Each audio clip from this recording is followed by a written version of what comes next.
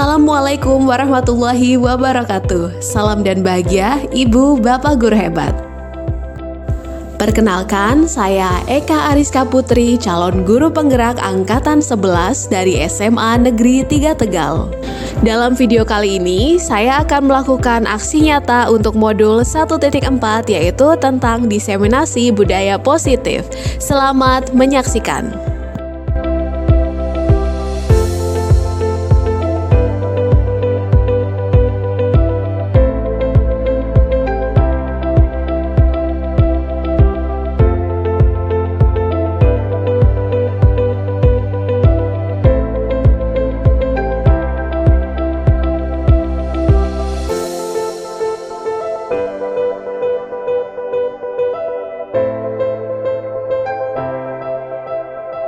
Assalamualaikum warahmatullahi wabarakatuh.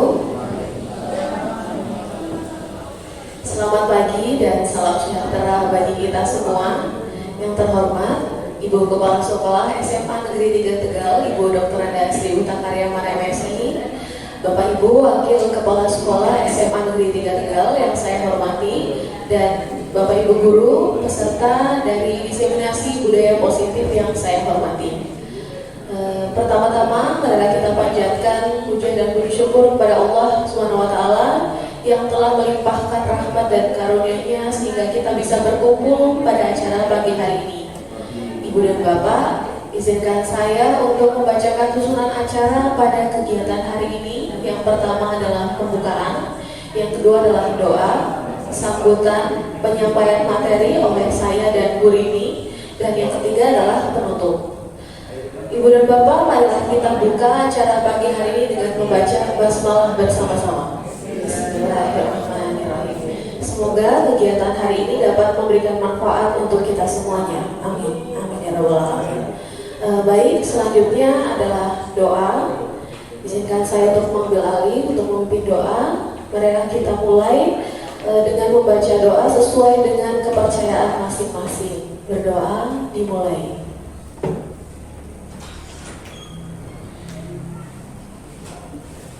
Berdoa selesai. Baik, selanjutnya adalah sambutan dari Kepala Sekolah SMA Negeri 3 Tegal, Ibu Dr. Anda Sri Utakaryamana MSI. Waktu dan tempat kami persilakan.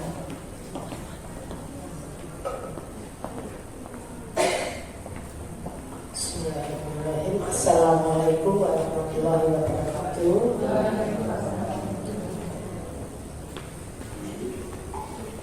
Bapak Ibu yang saya hormati,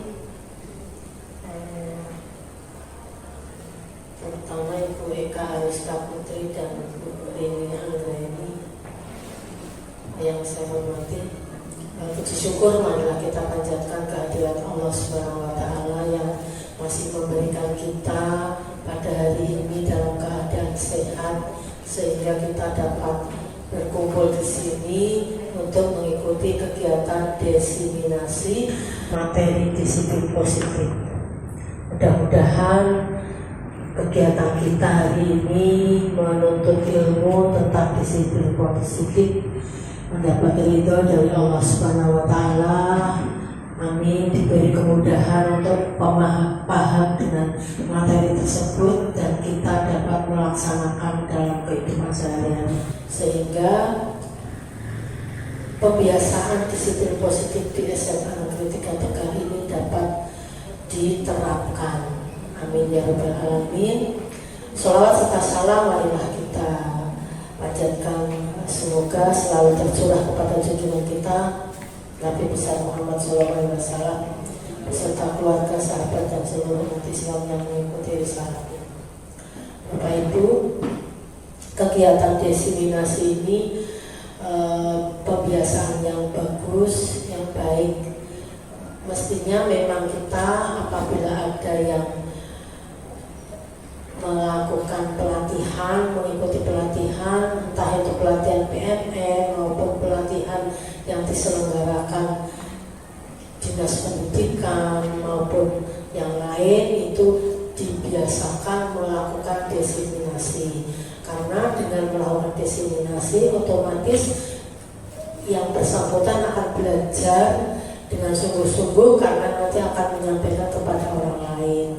Dengan menyampaikan berarti ilmu itu akan paham lebih dalam. Kemudian yang kedua, manfaat dari diseminasi ini adalah ya berbagi ilmu. Bagi yang berbagi dapat pahala, yang mendapat ilmu juga mendapat pahala menuntut ilmu.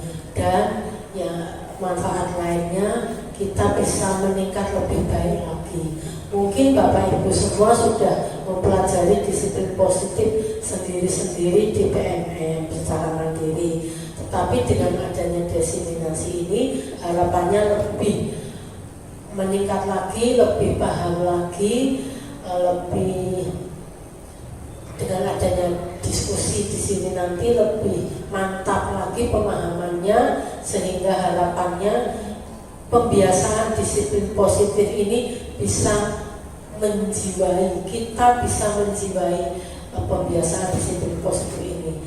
Karena terutama guru yang senior yang seperti saya yang sudah lama itu, disiplin positif itu walaupun nilai-nilainya itu sudah sesuai dengan Pancasila, sesuai dengan etika Jawa, kita menggunakan ada ewo pekewo dan selalu mengucapkan yang baik, namun kita sudah terbiasa dari dulu itu pendidikan zaman dulu, pendidikan disiplin yang keras, yang dalam arti dengan bahasa-bahasa yang harus seperti ini, jangan seperti itu.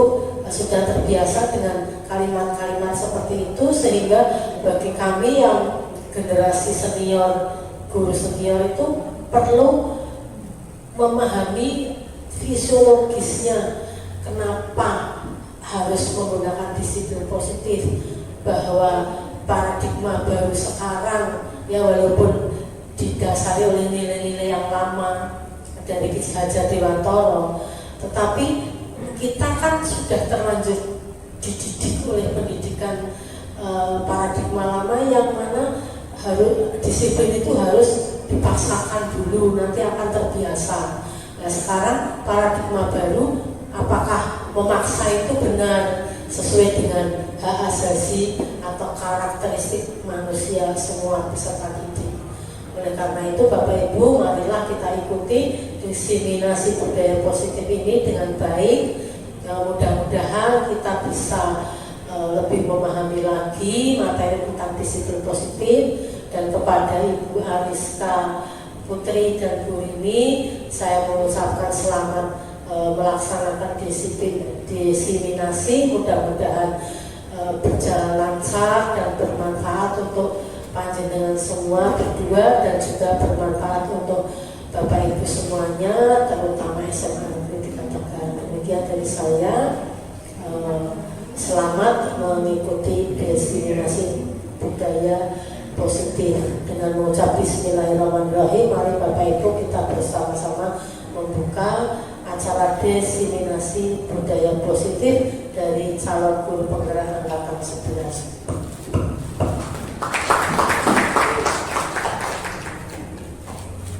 Terima kasih banyak Ibu Kepala Sekolah atas sambutan dan juga arahannya kepada kami semua. Oke, Ibu dan Bapak, sebelum kita memulai ke penjelasan materi, di sini ada beberapa poin yang harus kita sepakati bersama lagi terkait forum ini. Yang pertama, kegiatan ini tuh harus serius tapi santai, menghargai siapapun, semuanya memiliki kesempatan untuk berpendapat, berpikiran terbuka, fokus selama sesi berlangsung, dan diperbolehkan untuk makan snack atau kudapan dan juga minum selama sesi berlangsung. Bisa disepakati Ibu dan Bapak? Baik, kita lanjut ya. Oke, kita ice breaking terlebih dahulu Ibu, Pak, tapi yang simple saja. Monggo silakan bisa berdiri dan berhadapan-hadapan dengan pasangannya masing-masing. Tapi perempuan dengan perempuan ya, tolong ya, yang bapak-bapak sama bapak-bapak. Nah, nanti tahan senyum. Oh ya, Bu Marisa sama siapa ya? Dia sama Bu Rini, sama Bu Rini. Pak Anies Bawa Wandi. Gitu ya, tahan senyum 10 detik ya Bapak Ibu ya. Iya tahan. Senyum. Saya itu diambil, saya hitung ya, 1, berhadapan lihat temannya dan tahan senyumnya. Monggo dimulai. 10, 9, 8, 7, 6, 5, 4, 3, 2, 1. Terima kasih kita semuanya. Oke Bapak Ibu, mudah-mudahan senyuman kan adalah representasi dari kebahagiaan. Mudah-mudahan kita semua bisa bahagia dalam mengikuti hari ini, sehingga apa yang disampaikan bisa dipahami dan bermanfaat untuk kita semuanya. Amin. Baik, saya mulai nih untuk pemaparan materinya tentang budaya positif. Untuk pemaparan materi budaya positif di sini akan kami bagi menjadi dua. Sesi yang pertama akan dijelaskan oleh saya, Eka Ariska Putri, dan di sesi yang kedua akan dijelaskan oleh Bu Rini Anggraini. Oke, yang akan kita bahas di sini ada 6 poin G. Yang pertama adalah tentang disiplin positif, nilai-nilai universal, motivasi, perilaku manusia, hukuman, konsekuensi. Yang ketiga adalah tentang keyakinan kelas. Ini bukan suatu hal yang tabu lagi, Bapak Ibu sudah pernah mempraktikannya. Selanjutnya, kebutuhan dasar manusia, 5 posisi kontrol, dan juga segitiga restitusi. Nah, keenamnya itu saling berkaitan satu sama lain. Gitu nih Bapak Ibu. Saya mulai. Yang pertama berkaitan dengan disiplin positif, nilai-nilai universal. Mari kita ilustrasikan tentang kegiatan kepala tangan. Nah, di sini saya butuh dua yang mencontohkan ya, yaitu ada A dan B. A itu bertugas untuk meletakkan atau membayangkan hal yang dia di sini ya, hal yang sangat penting untuk dia, dan dia letakkan di dalam tangannya, digenggam gitu. Nah, A tersebut harus berusaha untuk menjaga benda tadi. Nah, yang B itu mencoba dengan sekuat tenaga untuk meminta hal yang penting tadi. Caranya gimana? Caranya bisa membujuk, mengancam, merayu, menyuap, pokoknya apa saja agar hal yang berharga tadi milik si A itu bisa diserahkan gitu. Nah, ini misalnya A adalah Pak Mas Andi. Kita visualisasi gitu ya. Pak Andi, Pak Andi. Nah, yang B karena di sebelahnya Pak Bambang, ya Pak Bambang saja. Begitu ya Pak Bambang. Saya mau tanya pendapatnya. Oh iya, artinya Pak Anas polisi ya. Tapi kayaknya bikin cocoknya Bambang. Coba saya mau tanya, kalau Pak Andi itu posisinya adalah A dan Pak Bambang adalah B, kira-kira yang akan terjadi itu apa ya? Monggo Pak Andi dulu.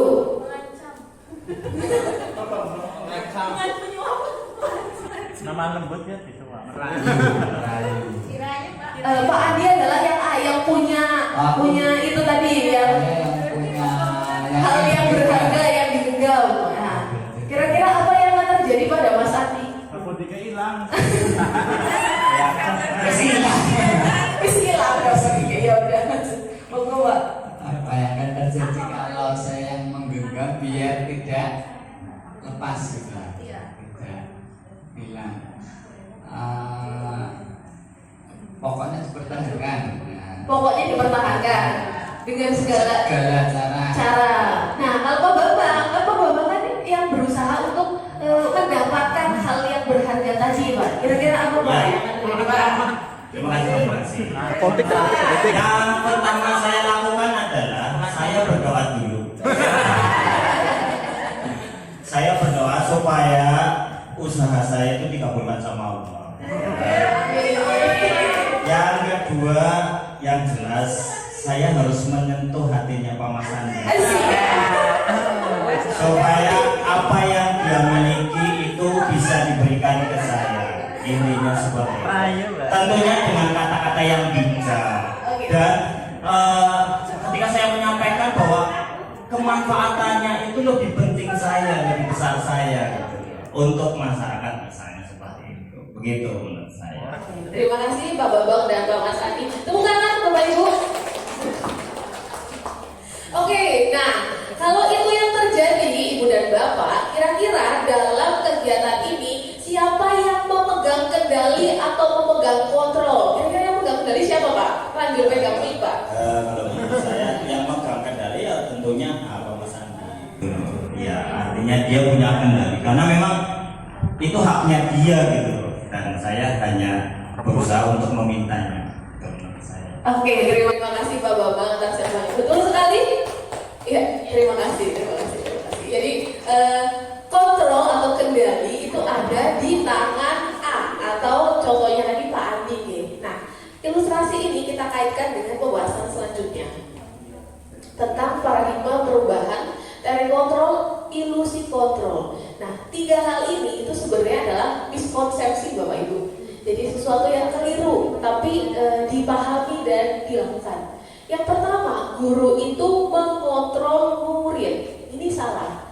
Bukan guru yang mengontrol murid. Jadi tapi sebaliknya. Maksudnya bagaimana? Jadi ketika guru itu terlihat dapat mengontrol murid, yang terjadi sebenarnya adalah murid tersebut membuka dirinya untuk menjadi pihak yang terkontrol. Tapi ketika murid tadi tidak membuka tersebut atau tidak mengizinkan dia untuk dikontrol, maka hal itu tidak akan terjadi. Gitu Bapak Ibu. Selanjutnya, kritik dan membuat orang merasa bersalah dapat menguatkan karakter. Ini juga miskonsepsi lagi.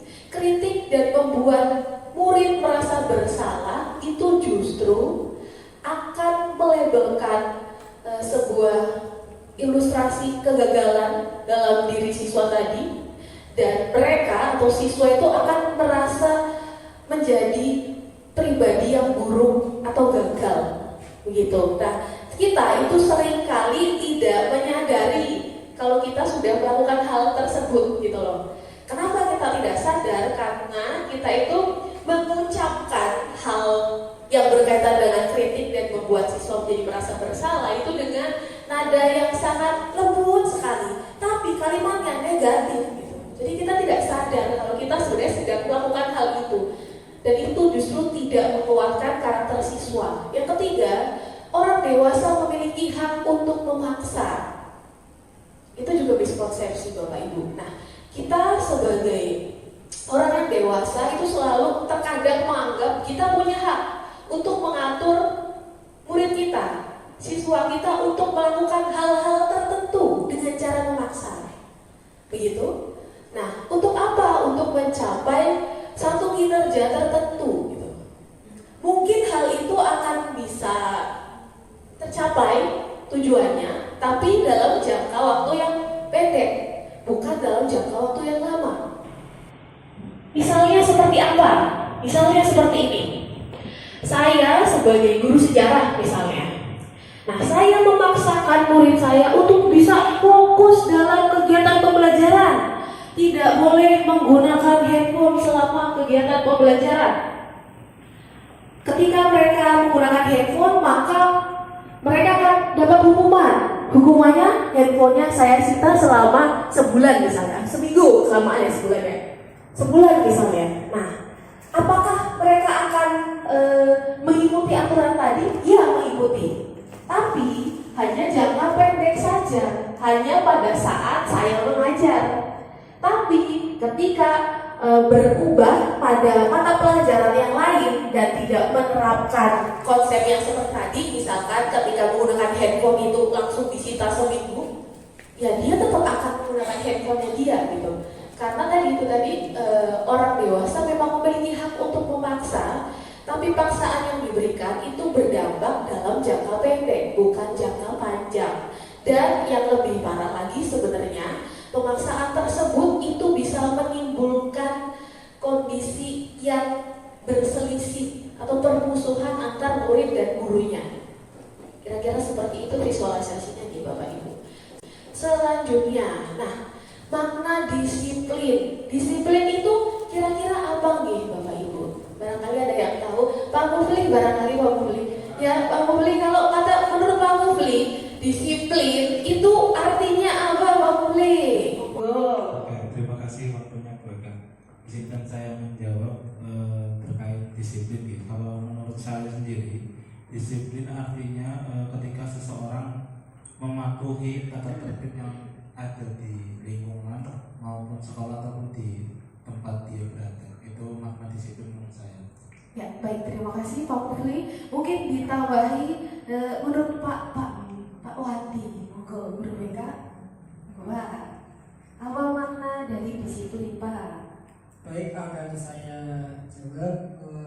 Makna disiplin ini memang saja kita harus mengikuti aturan yang telah disepakati bersama pada saat kita bikin peraturan tersebut, sehingga agar disiplin ini bisa diterapkan dalam kehidupan sehari-hari.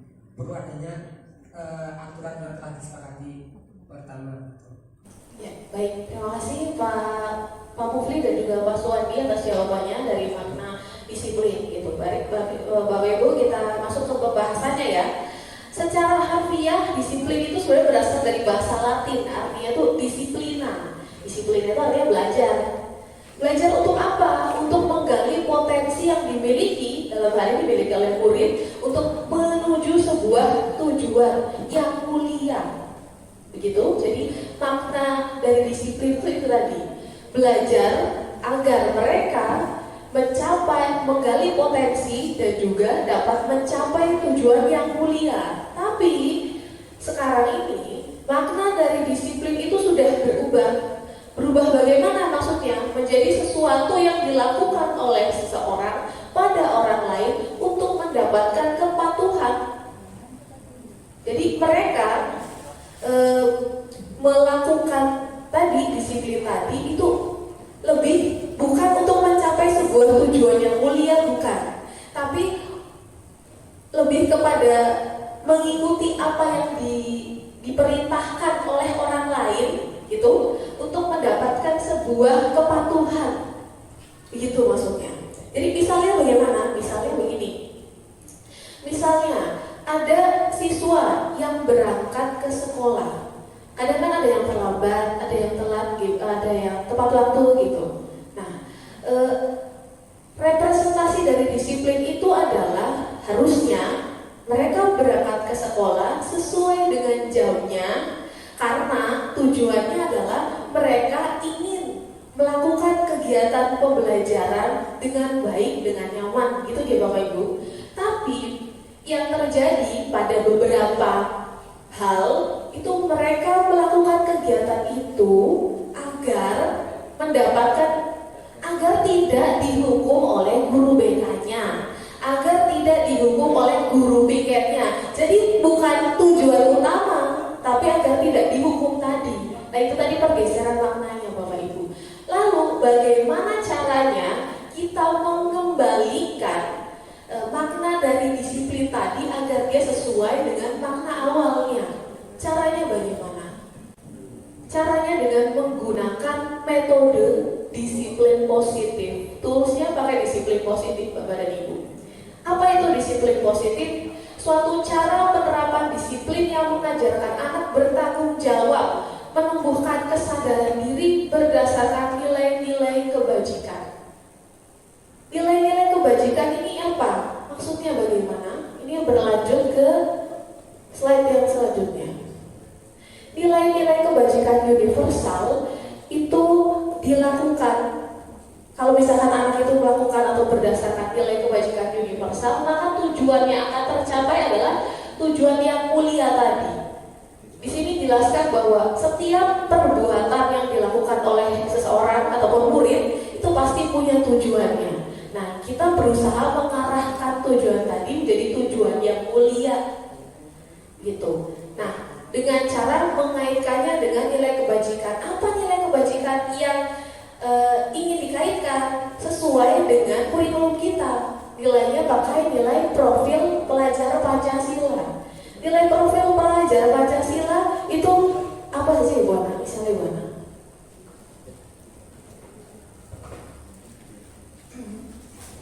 Profil pelajar Pancasila yang pertama beriman dan bertakwa. Kemudian ada bergotong royong, berpikir kritis, berbineka global, kemudian mandiri, kreatif.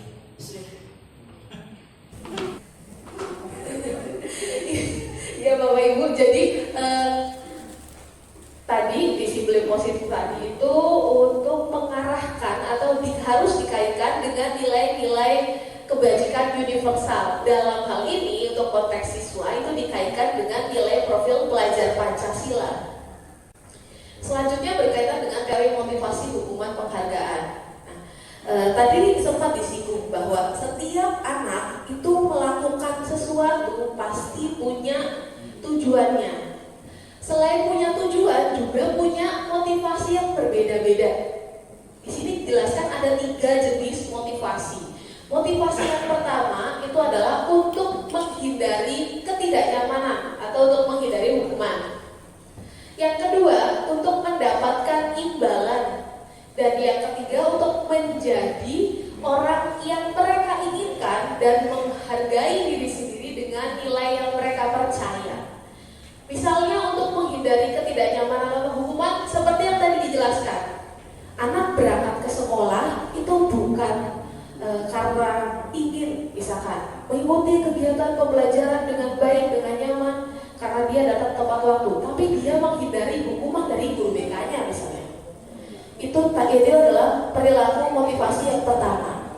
Yang kedua, untuk mendapatkan imbalan atau penghargaan. Maksudnya bagaimana? Misalnya, saya sebagai guru sejarah, saya disclaimer dulu dengan anak-anak di awal. Anak-anak, kalau misalkan kalian itu aktif dalam kegiatan pembelajaran saya, nanti akan saya berikan poin gitu. Nah, itu masuk ke dalam untuk mendapatkan imbalan atau penghargaan dari orang lain, Bapak Ibu. Jadi mereka akan aktif selama kegiatan pembelajaran sejarah itu bukan karena memang mereka tertarik untuk belajar, tidak, tapi ingin dapat nilai, ingin dapat poin, begitu. Nah, baru yang ketiga ini adalah, jadi yang pertama itu masuk yang motivasi eksternal. Yang kedua juga, yang pertama adalah motivasi eksternal, yang kedua juga motivasi eksternal, baru yang ketiga itu masuk dalam motivasi internal. Dan inilah yang ingin kita capai gitu. Jadi anak berperilaku itu berdasarkan motivasi internal dari dalam dirinya masing-masing. Lanjut. Selanjutnya berkaitan dengan hukuman dan juga konsekuensi. Mohon maaf ya Bapak Ibu dan Ibu. Hukuman adalah sesuatu yang menyakitkan yang harus terjadi. Sedangkan konsekuensi adalah sesuatu yang harus terjadi. Misalnya tadi berkaitan dengan anak yang tidak mengikuti atau bolos di jam pelajaran sejarah nih Bapak Ibu. Saya contohkan pelajaran saya saja nih. Nah, saya akan menghukum anak tersebut karena kabur di jam pelajaran sejarah dengan cara lari keliling lapangan 10 kali. Itu kan hukuman. Nah, konsekuensi itu adalah sesuatu yang sebelumnya telah disepakati. Nah, ketika saya memerintahkan dia untuk lari keliling lapangan, yang terjadi adalah hal itu menyakitkan untuk anak tadi. Sedangkan konsekuensi itu adalah yang memang harus terjadi karena dia melanggar. Gitu. Selanjutnya, hukuman itu membuat anak sakit secara fisik maupun hati dia, dan itu membekas jangka panjang.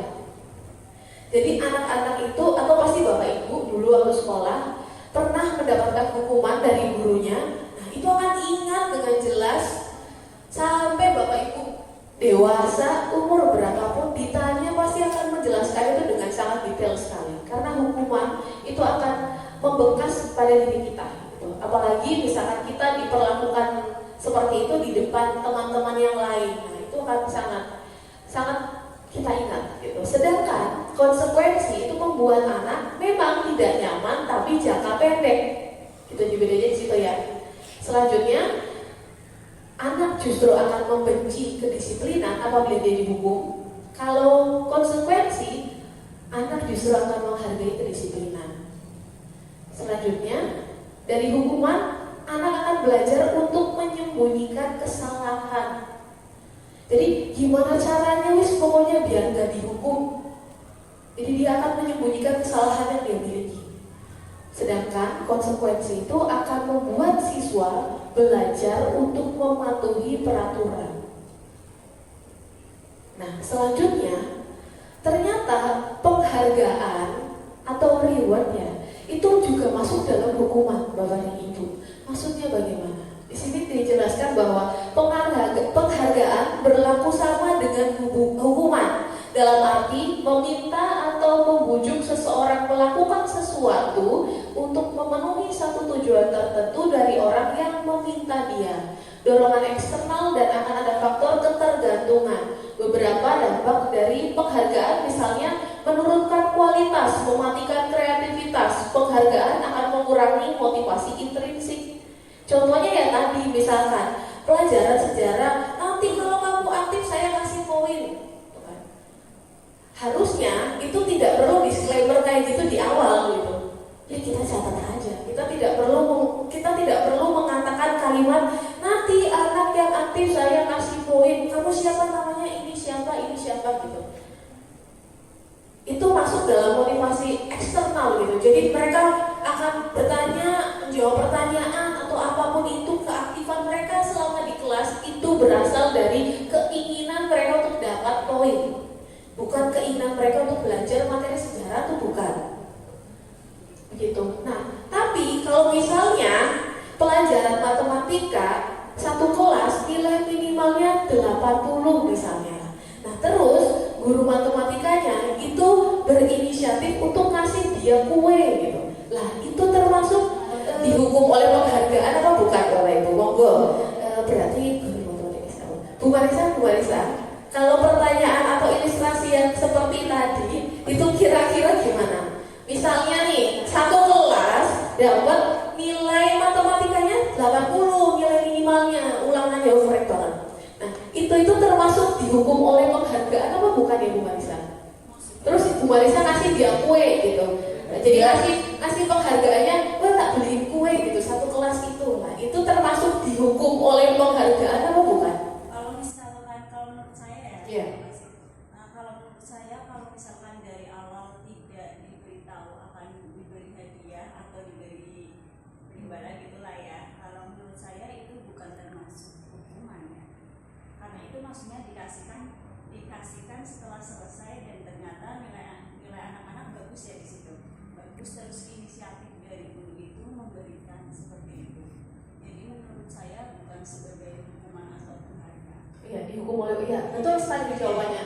Bukan termasuk dihukum oleh penghargaan Bapak Ibu. Tadi poin namanya sudah dijelaskan bahwa tidak dijelaskan di awal kalau kamu dapat 80 nanti tak kasih kue gitu. Tidak bilang gitu. Tapi sudah hasil sudah keluar, nilainya bagus, kita kasih dia penghargaan, kita belikan dia kue itu nggak masalah. Tapi kalau yang saya lakukan tadi, saya bilang kalau kamu aktif saya kasih poin, nah itu salah, itu dihukum oleh penghargaan. Kita gitu Bapak Ibu. Oke, mari kita berefleksi Bapak Ibu. Nah, untuk kasus yang pertama, misalnya di sini ada mencatat 100 kali di dalam buku, tulisannya saya tidak akan terlambat lagi. Karena dia terlambat ke sekolah, itu termasuk hukuman atau tidak ya Pak Mas Andi? Mic-nya ada di situ ya?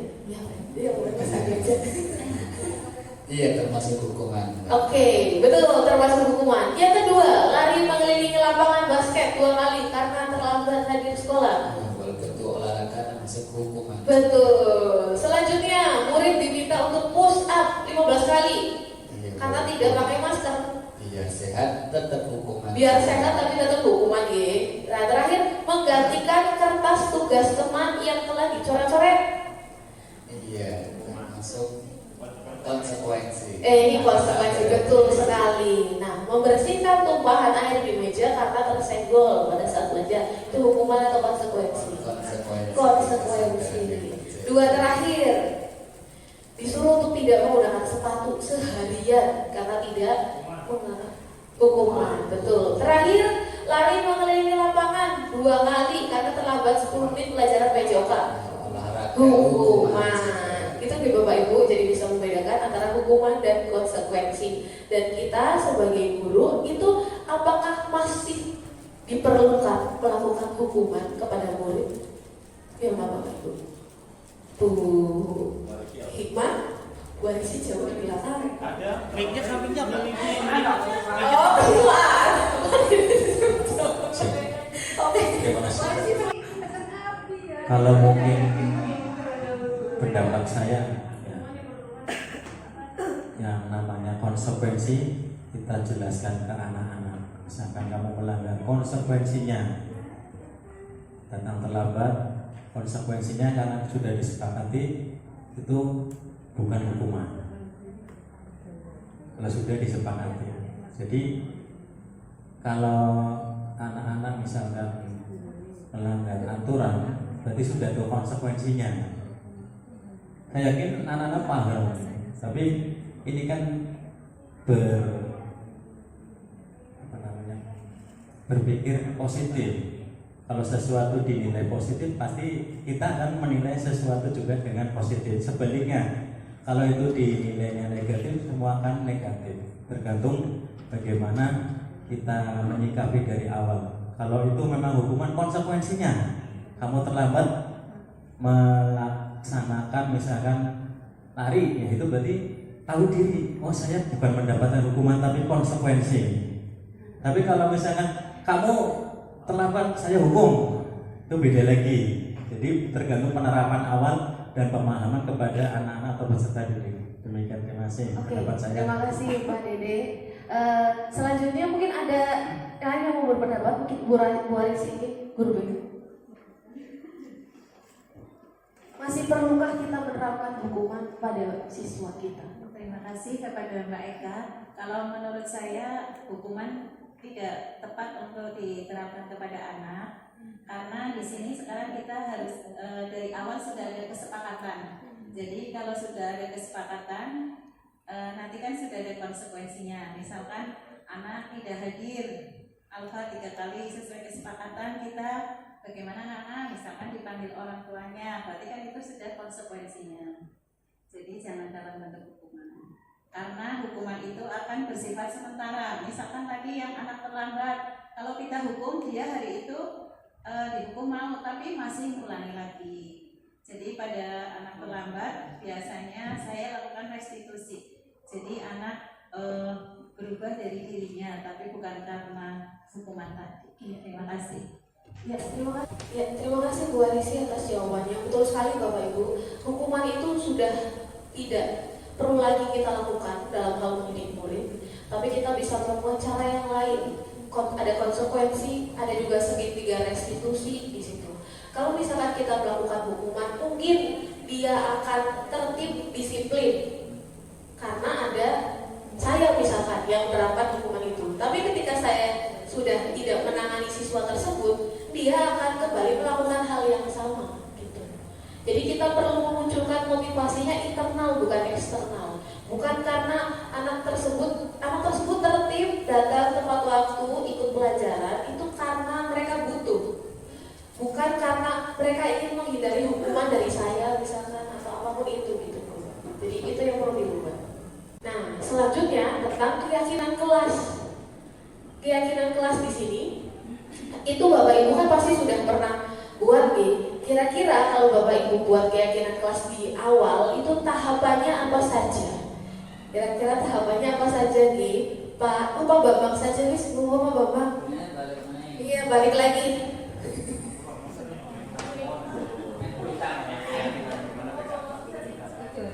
Tahapan dalam membuat keyakinan kelas, kira-kira apa aja Pak Bambang? Oh iya.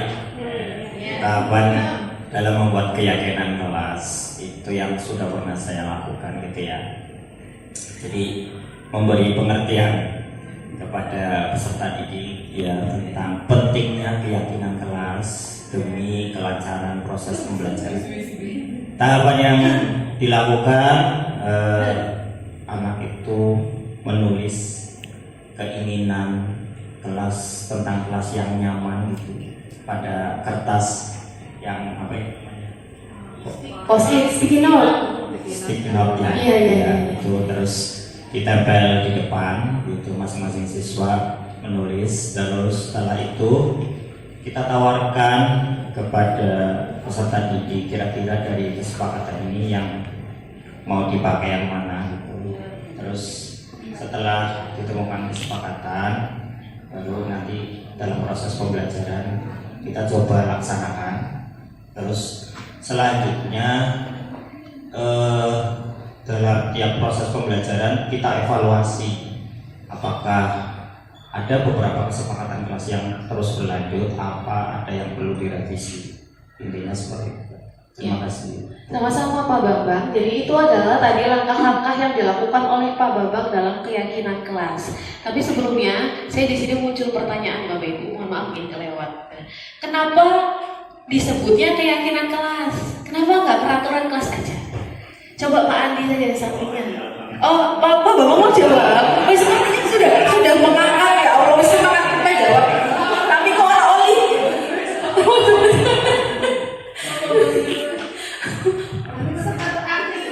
Iya, Bapak sudah ahlinya.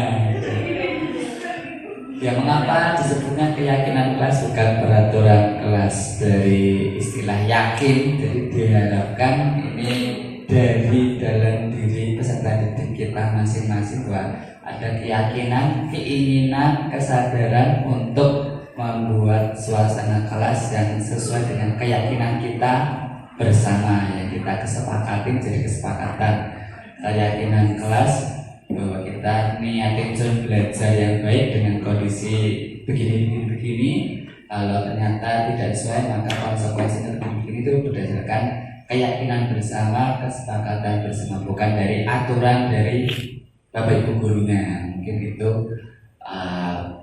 maksud dari keyakinan kelas. Begitu Bu Eka. Iya, baik.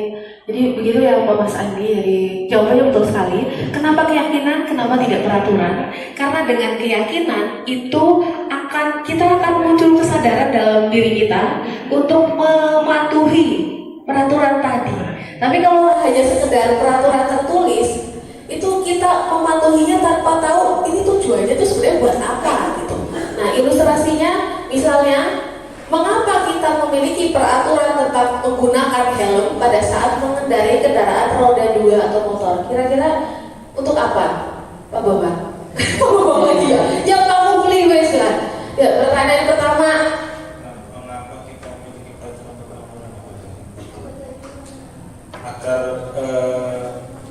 agar terlindungi ketika ada apa-apa di jalan. Oke, jadi intinya kan kenapa kita pakai helm? Karena biar selamat, ya enggak? Bukan biar nggak ditilang polisi, gitu. Nah, jadi yang menjadi keyakinan adalah poin keselamatannya tadi, bukan menghindari tilangan polisi eman-eman gitu, nggak kayak gitu ya. Terus mengapa kita memiliki peraturan menggunakan masker dan cuci tangan ini pada saat COVID nih? Bu Nana. Pertanyaan kedua, mengapa kita memiliki peraturan tentang penggunaan masker dan mencuci tangan setiap saat? Supaya terhindar dari virus. Betul sekali.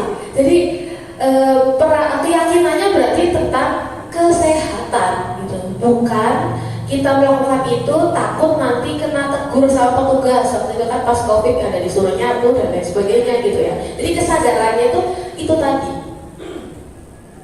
Nah, keyakinan kelas itu membutuhkan motivasi internal dalam diri siswa, akan memunculkan motivasi internal, sedangkan kalau aturan itu eksternal.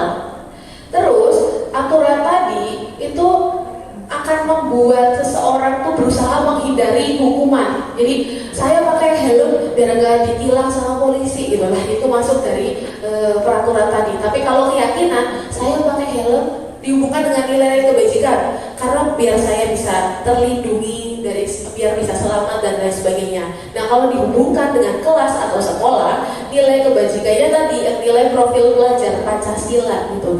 Makanya kita sebut keyakinan kelas bukan peraturan kelas. Nah, prosedurnya bikin keyakinan kelas atau keyakinan sekolah gimana? Mempersilahkan warga sekolah atau siswa untuk bisa bercurah kira-kira apa hal yang ingin disepakati untuk dijadikan sebuah aturan. Setelah itu biasanya pakai sticky note ya Bapak Ibu. Setelah itu menyusunnya dalam kalimat yang positif. Setelah disusun dalam kalimat positif, kita menyarikan peraturan-peraturan tadi menjadi nilai-nilai kebajikan. Apakah sudah dilakukan?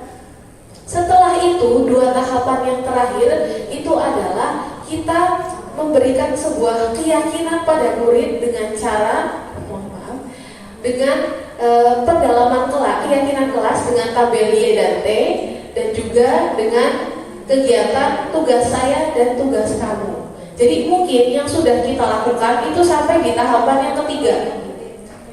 Anak disuruh berpendapat, terus dirangkum apa aturan yang ingin disepakati, dirubah ke dalam kalimat positif, bikin poster. Sudah. Nah, setelah itu harusnya di 1 minggu awal pembuatan keyakinan kelas itu kita perlu melakukan pendalaman keyakinan kelas pakai tabel Y, tabel T, yaitu tampak seperti, tidak tampak seperti, dan kegiatan tugas saya dan tugas kamu. Maksudnya kayak gimana? Ini tadi ya Bapak Ibu, mengubah peraturan ke dalam nilai-nilai kebajikan. Misalnya ada selalu kembalikan buku ke tempatnya. Apa nilai kebajikannya? Tanggung jawab. Jadi yang dibikinkan poster itu tanggung jawabnya, bukan selalu kembalikan, itu kan peraturan. Gitu. Misalkan dilarang mengganggu orang lain, bukan itu yang ditulis dalam keyakinan kelas, tapi tulisnya menghormati orang lain. Gitu nih Bapak Ibu. Saya lanjutkan saja. Nah, tadi setelah dibuat keyakinan kelasnya, Bapak Ibu bikin poster, itu di 1 minggu awal, di awal tahun ajaran, itu perlu melakukan pendalaman terhadap keyakinan kelas. Caranya pakai tabel Y, tabel T. Apa itu isinya? Terdengar, berperilaku, terlihat, tampak seperti, tidak tampak seperti. Misalnya untuk indikator hormat, itu murid terdengar apa? Terdengar kalimatnya bagaimana? Misalnya di sini, yuk saya bantu, terima kasih, tolong ya, gitu. Atau boleh saya pinjam. Nah, ini perlu didiskusikan dengan murid. Jadi mereka disuruh berdiskusi aja untuk membuat tabelnya ini. Terus berperilaku yang seperti apa kalau anak hormat itu? Tersenyum ramah, postur tubuhnya tenang, terlihat bagaimana, berempati terhadap perasaan orang lain, mendengarkan dengan seksama.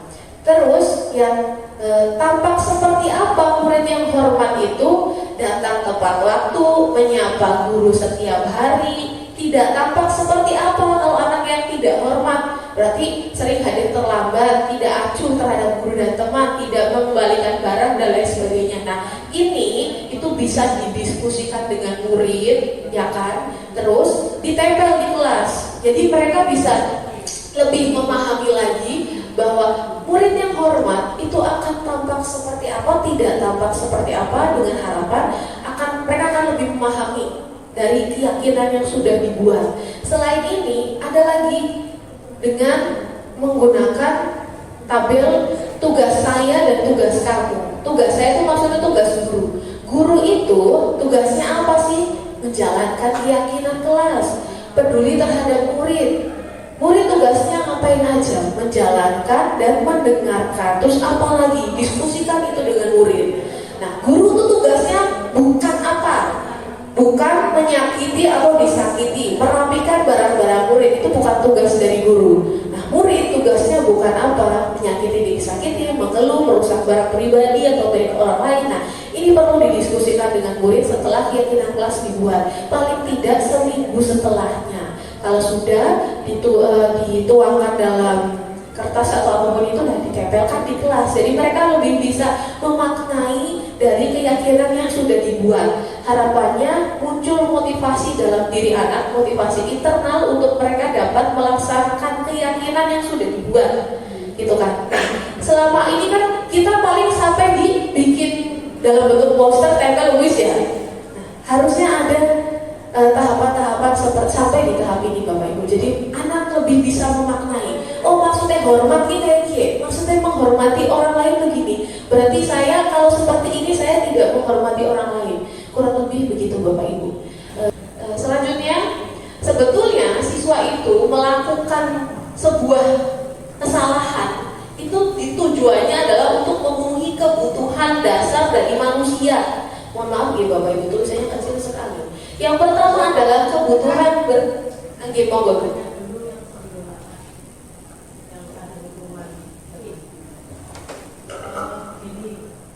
Kalau kita sudah menyadari bersama bahwa hukuman itu tidak baik, yang baik itu konsekuensi, berarti setiap forum kita harus mengadakan kesepakatan dulu, seperti itu ya artinya. Karena kalau tidak ada kesepakatan kan yang kita tidak bisa memberikan hukuman nggak bisa.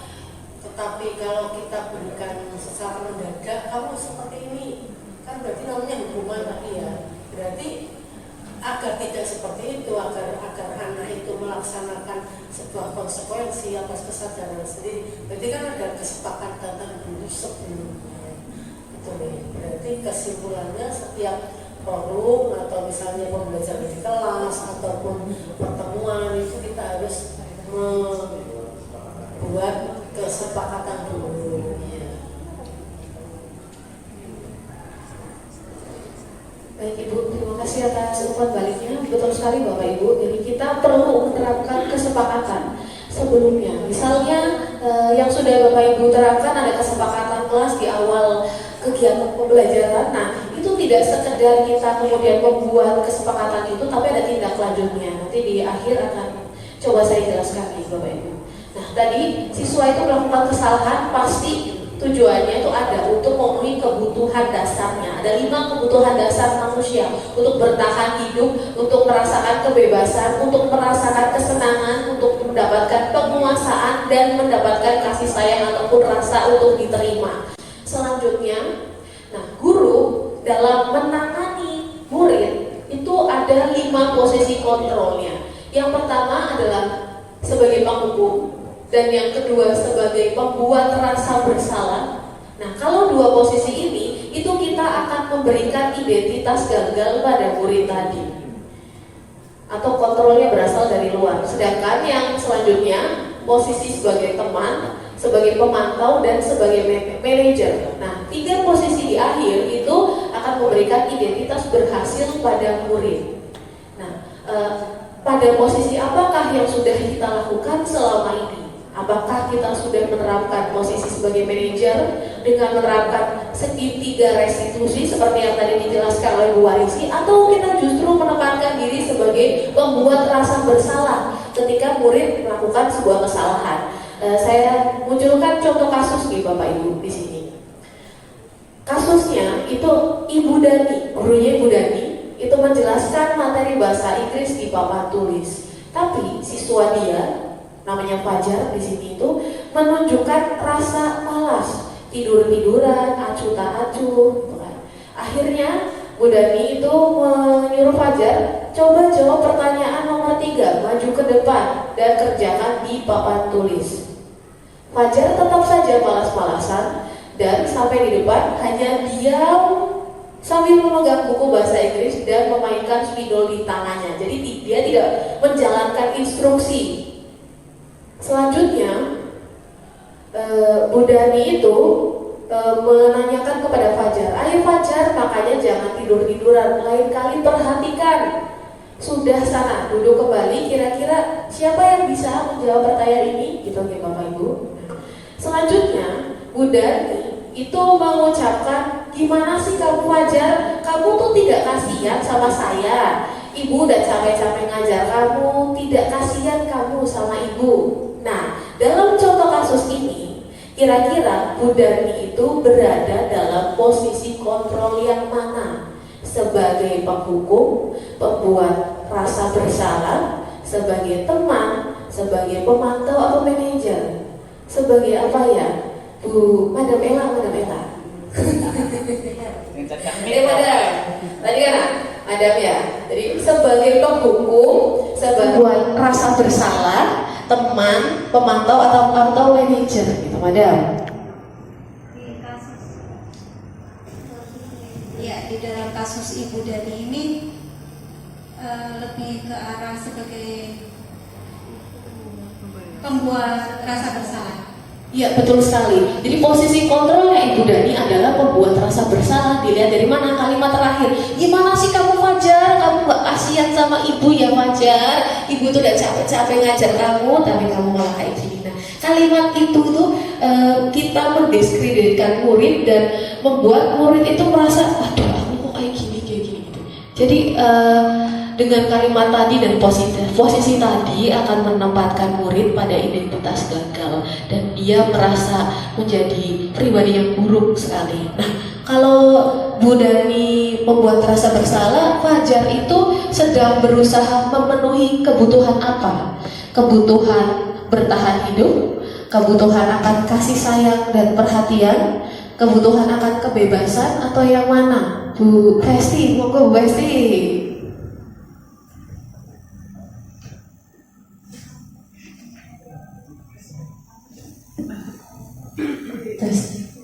Menurut saya kalau tadi siapa Fajar ya? Oke, Fajar sedang kebutuhan kasih sayang dan perhatian. Ya, betul sekali, itu jawabannya. Jadi Fajar itu sedang berusaha memenuhi kebutuhan akan kasih sayang dan perhatian gitu.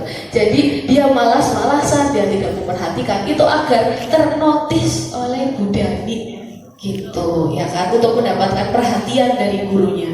Gitu Bapak Ibu. Nah, nanti selanjutnya ini akan dijelaskan lebih dalam oleh Bu Rini. Nah, ketika kita menghadapi permasalahan murid, kita menanganinya dengan segitiga restitusi, yaitu dengan menempatkan diri pada posisi manajer untuk mencari sebenarnya ke murid apa masalah atau apa hal yang sedang dia coba untuk penuhi. Segitiga restitusi itu ada 3 tahapan. Pertama, menstabilkan identitas, yaitu misalkan kita mengatakan pada murid bahwa setiap orang itu pasti pernah melakukan kesalahan, kita harus belajar dari kesalahan itu maksud dari menstabilkan identitas. Selanjutnya, validasi kebutuhan.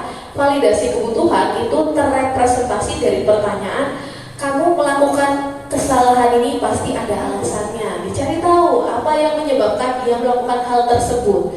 Terus selanjutnya ada menanyakan keyakinan, mengaitkan kesalahan yang sudah dia buat dengan keyakinan kelas yang sudah dibuat sebelumnya gitu, dan mencari solusi. Jadi yang mencari solusi itu anaknya. Kalau misalnya kesalahan kamu seperti itu, kamu sudah melanggar keyakinan kelas ini, kira-kira solusinya itu apa? Dengan tahapan tersebut diharapkan bisa memunculkan kesadaran dari dalam diri anak itu sendiri gitu ya Bapak Ibu. Itu saja dari saya mungkin, tapi terakhir Ibu dan Bapak, saya punya beberapa pertanyaan Bapak dan Ibu untuk merecall saja pertanyaan benar salah. Sebentar nih.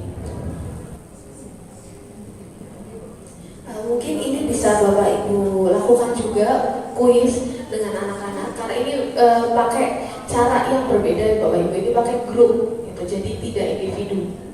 Mohon maaf ini lemot. Monggo Bapak Ibu bisa diakses ya. Ini kode PIN-nya, mohon maaf ya Allah saya banyak ini ya. Maaf saya banyak ngerepotin. Join kahot, terus PIN-nya ini Bapak Ibu. Nanti pertanyaannya benar salah. Benar salah gitu aja. Benar tuh biru, salah tuh merah kayak gitu. Nah Bapak Ibu, jadi nanti Bapak Ibu akan menyusun balok kotak-kotakan ya. Nah kotak-kotakannya itu disusun yang rapi, nanti bisa jadi lantai gedung gitu. Nah nanti lihatnya di sini Bapak Ibu tuh timnya apa.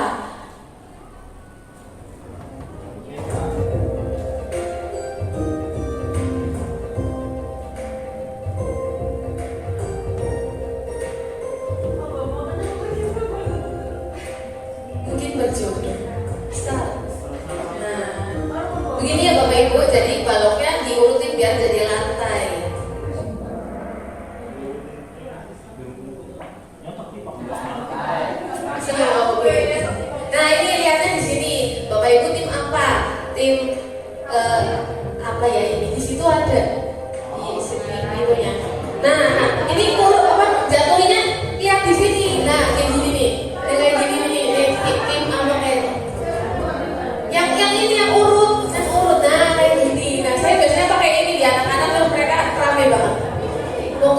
barangkali mau diadopsi. Silakan. Nah, ini yang urut ya, biar naik terus ke atas. Lihatnya di sini. Begitu. Monggo.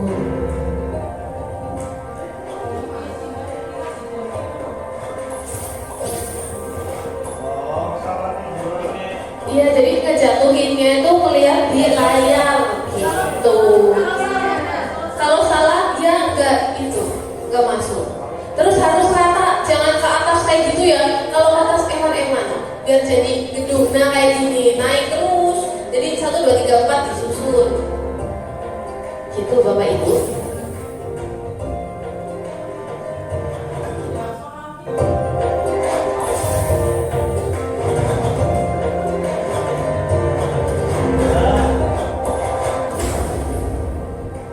Nah kalau ada monsternya jadi kepris gitu. Kayak kepris. Nah nanti bisa lanjut lagi gitu. Nah ini yang kelompoknya yang tikus yang biru. Nah ini yang diisi sebelah sini. Sebelah apa ya? Kanan. Berarti kirinya Bapak Ibu, kanannya saya. Nah iya itu keren. Terus, pegang.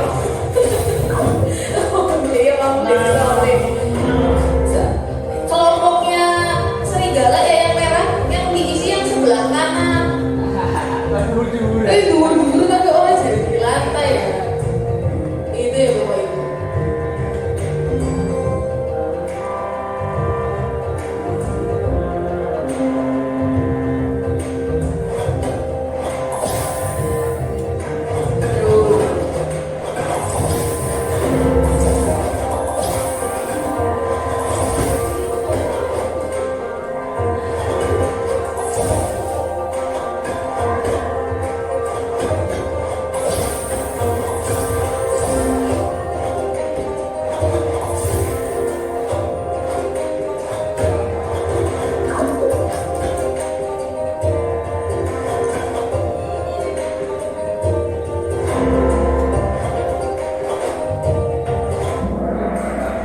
Begitu, sudah selesai.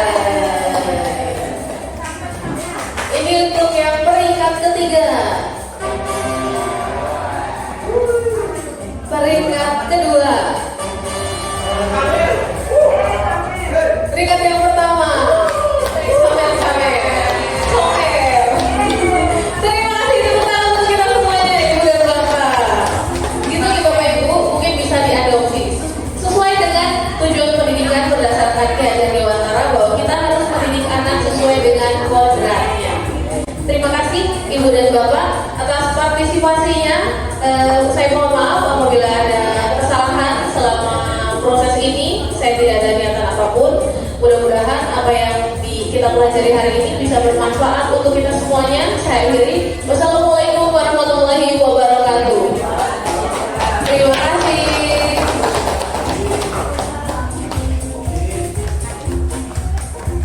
Demikian aksi nyata saya pada modul 1.4 tentang budaya positif.